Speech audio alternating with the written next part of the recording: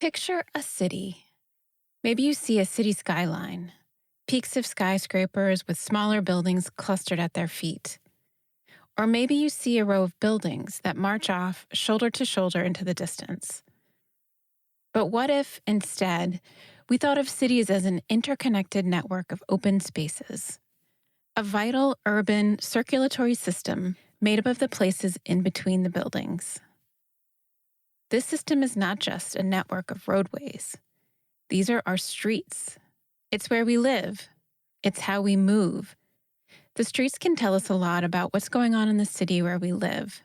And just like the rest of the city, they have a history too.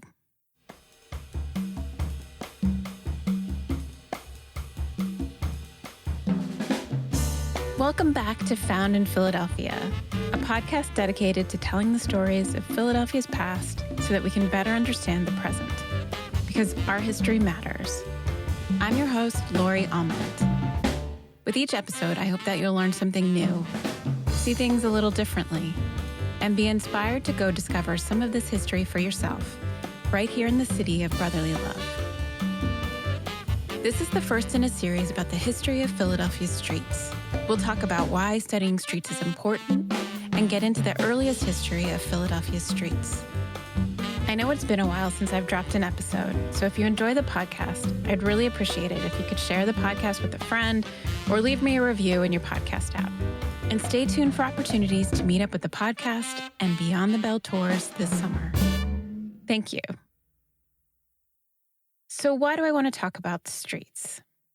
Throughout the pandemic, like many of you, I spent a lot more time outside on the street. It was our safety valve. The street was where we could safely gather, get some exercise, buy something curbside, and let our kids play. The street was also where we grieved and protested and celebrated together.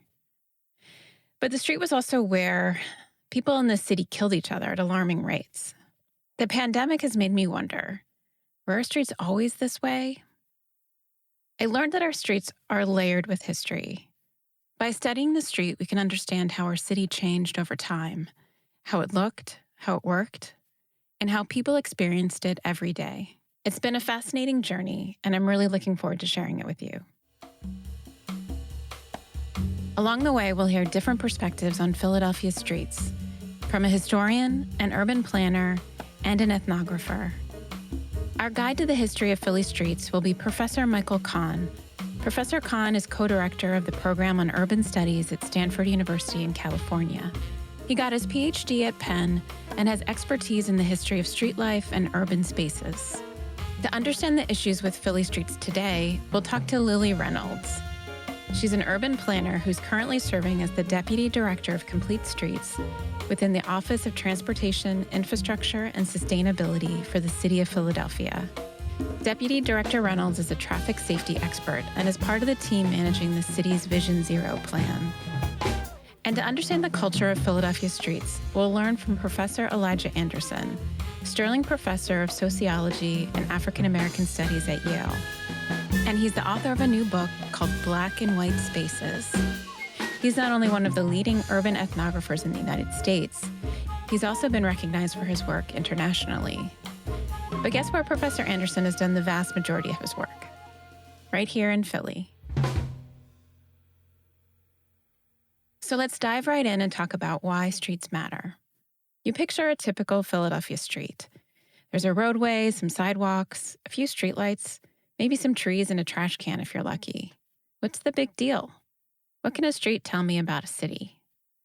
Well, bear with me, and I'll try to make my case. First, streets can tell you a lot about construction and technology. How streets are built and the materials used to build them can tell you about what was available, what was possible, and what was desirable at a certain point in time. And how streets are built is heavily influenced by technology. And by that, I mean the practical engineering of road construction, designing for transportation, and integrating other infrastructure like lighting or communication. Our streets are built to meet the needs of their day, using existing knowledge, skills, and materials. So what does that look like? Think about some of the cobblestone streets around Independence Hall, which were designed with materials best suited to horse-drawn vehicles. Contrast that with our deadly Roosevelt Boulevard with its 6+ lanes of asphalt and concrete, stoplights and crossing signals, with wide turns that accommodate cars moving at fast speeds. These are both city streets, but they were built at different times to meet very different needs. Okay, next. Streets show you how a city operates. Our streets are workhorses. They're critical to the function of the city. And since we all use and benefit from the streets, we pay taxes to maintain and improve them. Streets fuel the economy by moving people and goods around. It's how we get to work and how businesses get supplies and ship products. Streets also help keep the city safe. They're designed with a whole host of features to protect pedestrians and cyclists, drivers and transit riders. They provide access for emergency services and supply water in case of fire. They have lighting so we can get around safely at night. And streets are also a conduit for city services and utilities that keep our city clean and improve our quality of life. They're where our city sanitation workers collect our trash and keep the city livable. Our water and sewer lines run under our streets. Gas and electricity and data lines, they're all under there too. My street was torn up for many long, muddy months while all of our utilities were upgraded. I can tell you there's a lot going on down there. And because streets are so important to the function of a city, they are regulated spaces. One way we bring order to the streets is through the community's sense of what is acceptable public behavior. Streets are shared public spaces where the freedom of the individual is limited by the norms and the needs of the broader community. We can't just do whatever we want there. We need to think about how what we do affects other people. So collectively, we all decide what is the proper way to share the street. Most of what happens in the streets is just self-regulated. It's just between the people who are there. This is urban studies professor Michael Kahn from Stanford University. This was part of what Jane Jacobs was getting at when she talked about, the importance of eyes on the street as a way of keeping public spaces safe. What she's saying is the way streets work is that we keep each other safe. And in a perfect world, I think she's exactly right. And that's what we should strive for, is this kind of cooperative environment where everybody looks out for everybody else and everybody maintains a space that is accessible and civil and enjoyable for everyone on an equal basis. Too often, what is considered acceptable behavior on the street is not really inclusive. Streets appear to be free and open public spaces, but in reality, public space is rarely neutral. Streets are not equally accessible to everyone. Streets are contested places.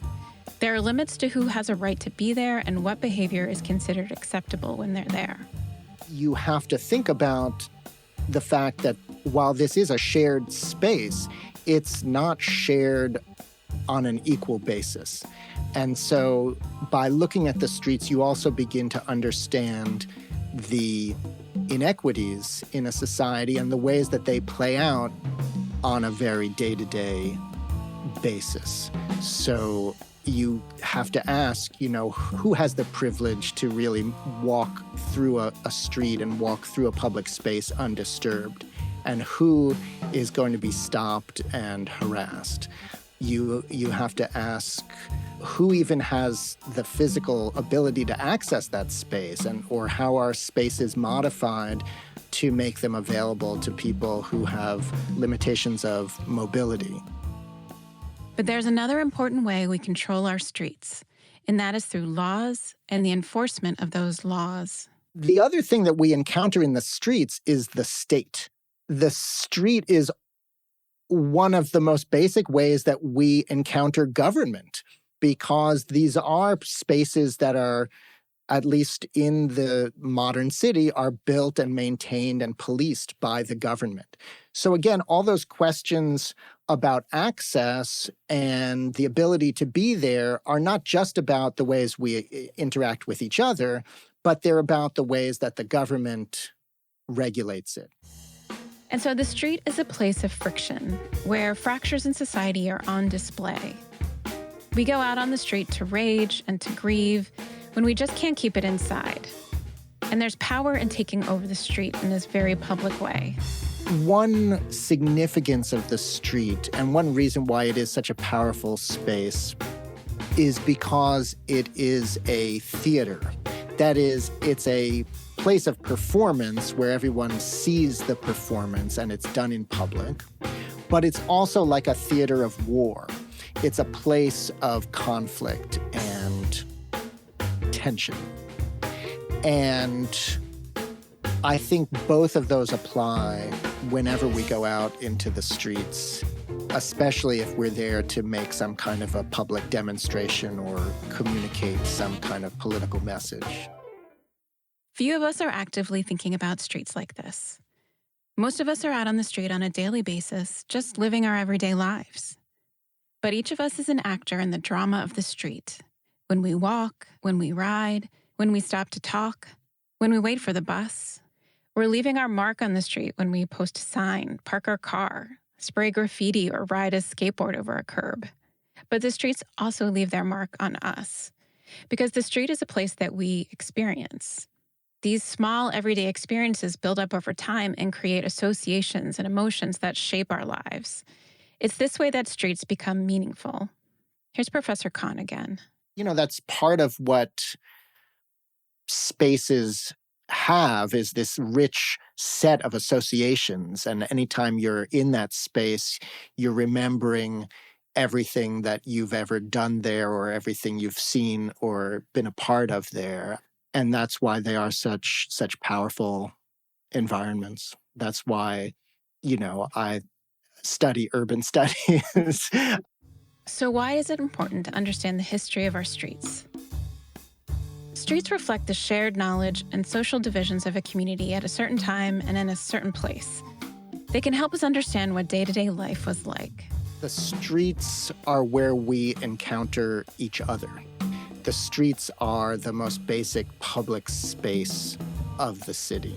And so by understanding the history of this space, we begin to understand the history of how groups and individuals interacted in the past in the most kind of day-to-day basic ways. This history is so important, and I can't say it better than Professor Kahn. The other interesting thing about studying the history of the streets is that it just reinforces this idea that everything has a history. It's a space that we take so for granted. We just assume it's part of the background. It's always been there. It's just part of the kind of urban furniture. And studying it and realizing that, no, it has not always been this way. It has really changed. It has been different. People thought of it in different ways. People used it in different ways. The city regulated it in different ways.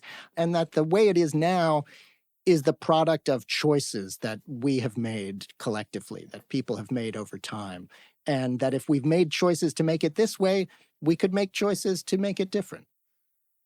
History teaches us that we can make choices to do things differently. If you take away anything from this podcast, please let it be that. Okay, so let's talk about Philly streets.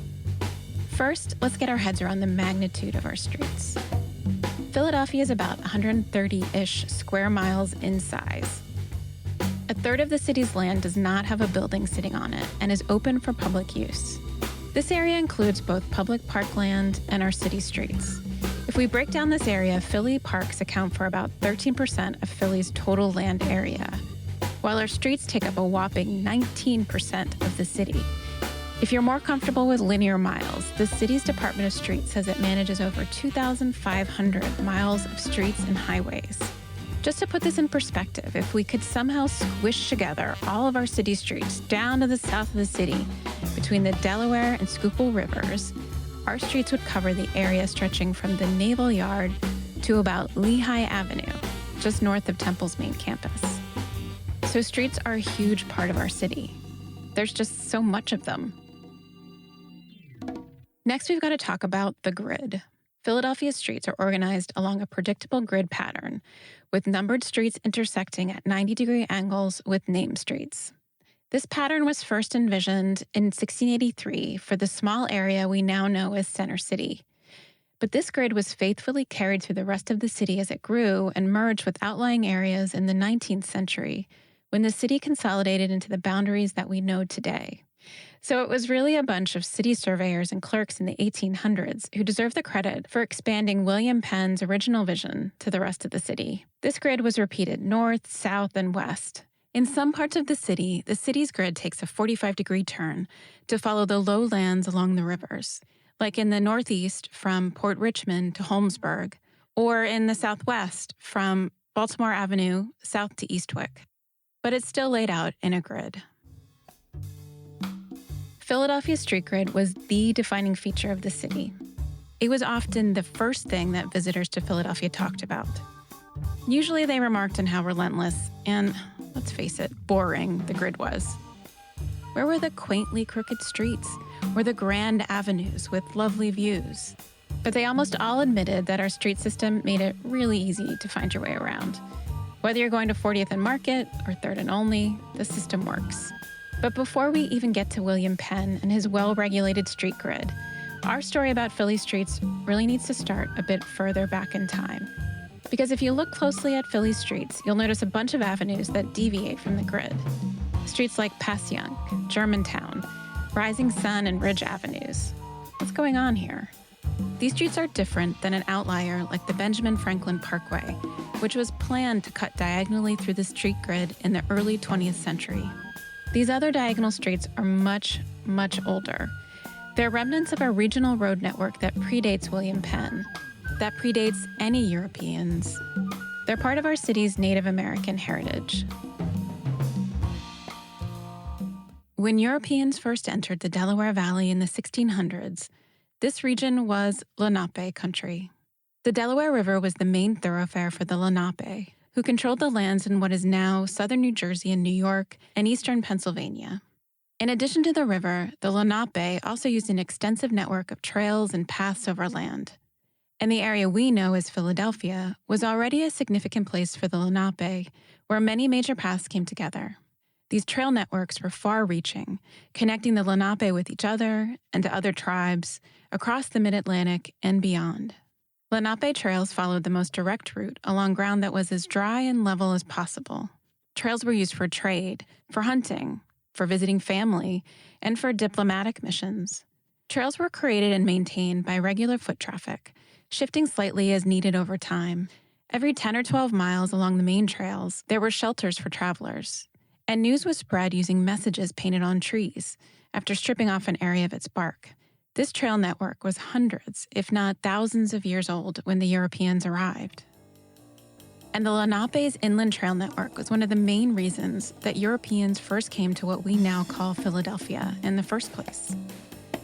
In the early 1600s, Europeans sailed into the Delaware River Valley in search of riches. Riches in the form of fur.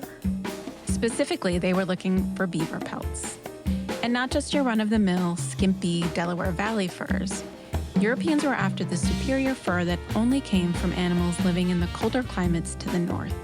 These fetched the highest prices because their fur could be made into premium wool felt used to make the very best hats. We're talking status hats, the kind you wear when you have your portrait painted. Picture those tall black hats with broad brims and buckles that the Puritans wear in our Thanksgiving decorations. Around this time, the French were establishing a permanent trading post in Canada, and they weren't about to share. So other Europeans like the Dutch, the English, and the Swedes came to the Delaware Valley looking for another way to get at those luxurious northern furs. And the Lenape's inland trail network was already in place to supply them. One of the key inland Lenape trails was the Great Minquas Path, which connected the Lenape to the lands of people that they called the Minquas, an Iroquois-speaking tribe who lived along the Susquehanna River in what is now Lancaster County. And the Minquas were culturally tied to the Iroquois tribes to the north, who could supply them with the most desirable furs. So, the Iroquois traded their northern furs with the Minquas, and the Minquas traded the furs with the Lenape. And then the Lenape carried the furs overland to trade them with the Europeans along the Delaware River. The Lenape traveled with the furs along the Great Minquas Path, which ran east from the Susquehanna River through what is now Lancaster, Chester, and Delaware counties, and into Philadelphia along the route we now call Passyunk Avenue. It terminated at the edge of the Delaware River in a place the Lenape called Wicaco. We know it as the neighborhood of Queens Village. If you were looking to get rich by selling fur for the European hat market, you'd want to be as close to the end of the Great Minquist Path as you could get. The Swedes, Dutch, and English were all vying to control trading spots along the western edge of the Delaware River near this all-important trail. The Lenape liked what the Europeans had on offer and allowed them to set up small trading spots near the river. Not dense settlements, but small trading posts. Though the Lenape did tolerate a few scattered Swedish homesteads, the Native Americans were really interested in establishing places to trade for things that they wanted. And the Lenape were more than happy to encourage the different groups of Europeans to set up competing trading posts. It was good for business. By the 1660s, however, the English were the dominant European force in the region, and they were interested in more than just trading for furs. The English colonists planned to stay. Unfortunately, by this point, the Lenape were decimated by diseases that they'd got from the Europeans. Some historians believe that their numbers were reduced by over 90% after contact with Europe. By the time that William Penn and his settlers arrived in the 1680s, the Lenape were no longer able to keep the Europeans confined to the river's edge. The power dynamic had shifted, and the Lenape's network of trails helped European settlers travel inland. It was along these trails that many Lenape were later pushed westward, outnumbered by colonists, cheated of their land, and violently attacked by Europeans. But these trails remain important regional roads, and irregular streets like Passyunk, Germantown, Rising Sun, and Ridge Avenues carry the memory of the Lenape across our city grid today.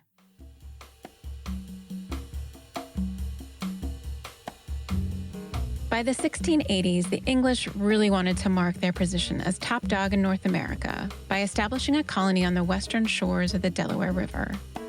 They had the Spanish to the south and the French to the north. They needed to get English people on the ground, and they needed someone who could get the place up and running quickly. So the King, Charles II, chose William Penn, a converted Quaker who had spent time in prison and wasn't of royal blood at all. You know, I've always wondered how Penn got this job. Well, I found out that the king owed a great deal of money to the Penn family that he couldn't repay. William Penn's father had helped the British government with provisions during the brutal military conquest of Ireland. The Penn family had extensive landholdings in Ireland, and Penn had spent time there managing their property. So as a cheap way to pay off this debt, the king agreed to make William Penn the proprietor of this new colony in North America, which we now know as Pennsylvania. And Penn's connections from Ireland would, in turn, influence the form of Philadelphia and its streets. Before Penn could even set out for his new colony, he had a lot of work to do. This was a huge commercial undertaking in land speculation. He had to write promotional material that would attract large landholders, settlers, servants, and even adventurers.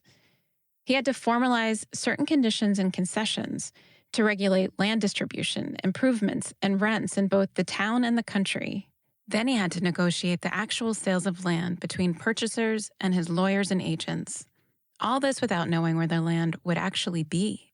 While Penn was busy with all of this paperwork, he sent a party of trusted advisors to the Delaware Valley to check out the situation. They were tasked with selecting a site for a commercial center with large adjacent Liberty lands for wealthy landowners. Unfortunately, Penn's advance team found that the western side of the Delaware and much of the lower Schuylkill was either marshy and unsuitable, or it was already settled and cleared of trees for farming. They only found one area that offered suitable riverfront to support a commercial shipping port and also had enough available adjacent land. And they had to negotiate with existing Swedish landowners to secure the spot. So once they had identified the site, they just had to wait for the arrival of William Penn. He was the proprietor and the only one who could make major decisions. William Penn first sailed into the Delaware Valley in October of 1682. While this sounds kind of majestic, the situation was actually a bit chaotic. Many settlers had arrived before Penn, and they didn't have a place to settle. These people were strangers in a strange land, and looked to each other for support. They wanted to start building a town where they could live close by and sustain each other. Laying out the commercial center became a top priority. But there was a problem.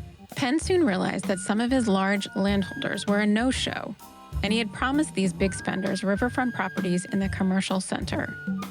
The advance team simply couldn't find a big enough stretch of riverfront along the Delaware to accommodate all of the purchasers. So Penn devised a compromise. He would acquire land along the Schuylkill River and extend the commercial center all the way from the Delaware to the Schuylkill, from river to river, east to west. He would give the absent land purchasers lots on the less desirable Schuylkill side. The settlers who had already arrived would have lots concentrated on the Delaware side. This left plenty of room in the center for people to settle in later. The small commercial center was now conceived on the scale of a city. After approving the site and establishing the footprint of the future city, Penn soon left and traveled through most of November. He had to make a formal government visit to New York. He was also at work drafting a constitution of proposed laws, which was scheduled to be reviewed in early December. He was busy. So Penn left the details of the new town in the hands of an old friend, Thomas Holme, who he knew from Ireland. Holme was an experienced surveyor for the British government and had contributed to the comprehensive Down Survey of Ireland. This survey was remarkably thorough, but its intended purpose was to ruthlessly strip the Catholics in Ireland of their land. Holme was perhaps uniquely qualified to lay out a new colonial settlement in a strange land. Historians have argued that it was Thomas Holme who actually designed the original gridded street plan for Philadelphia, not Penn. Holme would have been familiar with the grid street plan, which was typical of British military settlements in Ireland. While many civilizations developed a street grid for its cities, Holme would have been most familiar with its use to establish British military garrisons in Ireland. And it was Holme who understood the actual terrain of the selected site along the Delaware. Holme drew the portrait of the future city of Philadelphia in 1683. It included just the 2 square miles of what we call Center City today. It was laid out from river to river with a regular grid of streets intersecting at 90-degree angles. The original plan called for the streets to be uniform in width, with the exception of the much wider streets of Broad Street, running north-south, and High Street, what we now call Market Street, running east-west. The regularity of the grid was only interrupted by 5 public squares. 4 were set aside as public open land, which we now know as Franklin Square, Washington Square, Rittenhouse Square, and Logan Circle. The central square was reserved for, quote, houses of public affairs, and that center square is now where City Hall sits. Now, Penn would certainly have reviewed and approved Holmes's proposed portrait of the city during his short visit at the end of November. But Penn was soon off again to establish the laws of the colony in Upland, which we know as Chester, and to dispute the borders of his colony with Lord Baltimore in Maryland. When Penn returned in late December 1682, the survey team had been busy under Thomas Holme's direction. They had physically cleared and staked out the area from current-day streets Arch to Walnut, from the Delaware to as far as perhaps 4 blocks to the west. Initially, these staked-out streets were named for prominent landholders, such as Claypool, Songhurst, and of course, Holme Street, which we now call Arch Street. By the summer of 1683, the surveyors had staked out the first 3 streets that ran parallel to the Schuylkill all the way on the west side of the new town. These streets were originally called Schuylkill First or Schuylkill Second to distinguish them from the streets on the Delaware side. The surveyors also located the highest point within the town limits, which was to become the central square. This location ended up being slightly closer to the Schuylkill than the Delaware, rather than smack in the center as shown in Holmes's original portrait. Once they finalized the location of the central square, surveyors could then establish the location of the wide, north-south running Broad Street. At this point, the main features of Holmes's grid plan were finally staked out on the ground. So by the end of 1683, Penn could boast that his town had over 600 people and 100 houses. Wharves along the Delaware were soon negotiated with private landholders who would build them at their own expense in return for receiving long leases. The commercial center, now laid out on the scale of a city, was taking shape, at least on a surveyor's plan, though the future Philadelphia was really little more than a frontier town at this point. People were living in rough-hewn log houses, built with some help from the earlier Swedish settlers. There was very little brick to be had. Some settlers still lived in shelters dug into the earth, and the streets would have been full of tree stumps and mud, where pigs and chickens freely roamed.